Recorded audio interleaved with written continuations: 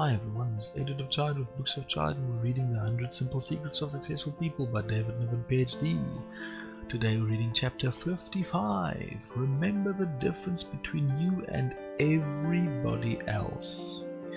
Essentially, this little chapter starts with an example which is commonplace and well known by everybody.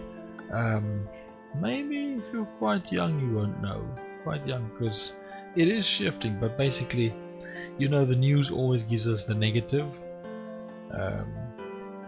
So the news always gives us a negative perception of the world and gives us no focus on the positive. And don't let the negative picture of the world cloud your perspective. Now, that's for people who still watch news. That's more on a personal note. I can't trust a single thing they say anymore.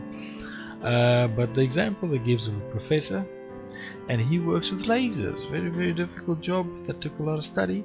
But everybody in his family is a bus driver. Everybody, his father, probably his siblings, his uncles. And for him, he managed to take a different path that was more difficult. But he wasn't put off by the example that he could be something else. That's actually really mean. This is actually a really mean chapter. They're really bagging on bus drivers if you think about it.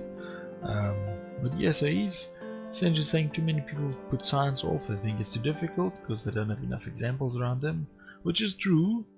But if you think about it, if everybody studied science, everybody would be jobless, or a lot of people would be jobless. So it just is. Science is as it does. It'll probably always have a shortage until AI takes up a lot of those jobs.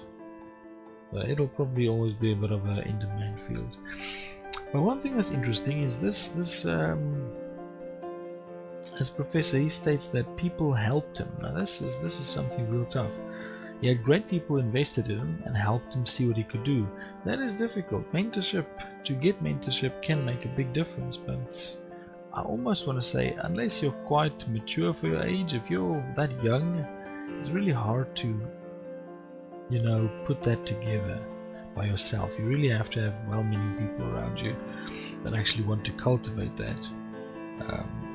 It's almost more a fortune thing, or I don't want to say luck, but yeah, it's a coincidental thing, at least at a young age, unless you're very determined, motivated, and mature.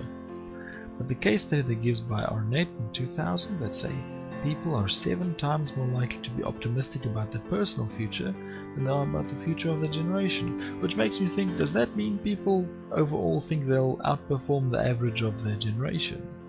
That seems like this is what it says, but it is weird that you can be optimistic about your own future, but say everybody else in similar, or at least in a similar age demographic, is gonna have a pretty poor future.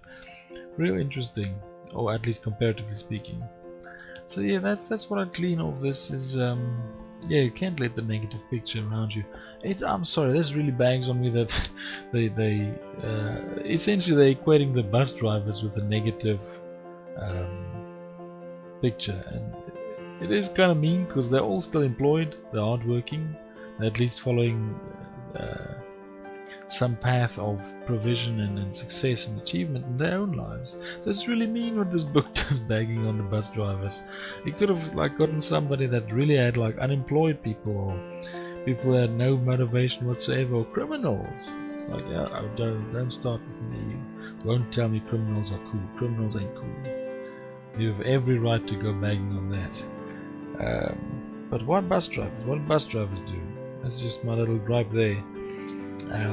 But yeah, he went his own path. It was a bit interesting there. Got into science, got into some difficult science. And it's, don't let the negative picture affect you. That's probably true. It's more rising up above it and following your own path, because if you follow the stream goes down a waterfall. At some point it'll go down a waterfall, so take your own, right against the current. So yeah, that's about what I can say. It's not a really, really insightful chapter beyond me getting frustrated with the example. So yeah, thank you very much. This has been the 100 Simple Secrets of Successful People by David Niven Ph.D. This has been chapter 55, read by David Niven Ph.D. with Books of Child. I hope you have a good day. I hope you have an even better day after hearing this. So thank you very much, and yeah, don't let a negative picture get you down. I hope you have a very good day. Bye bye.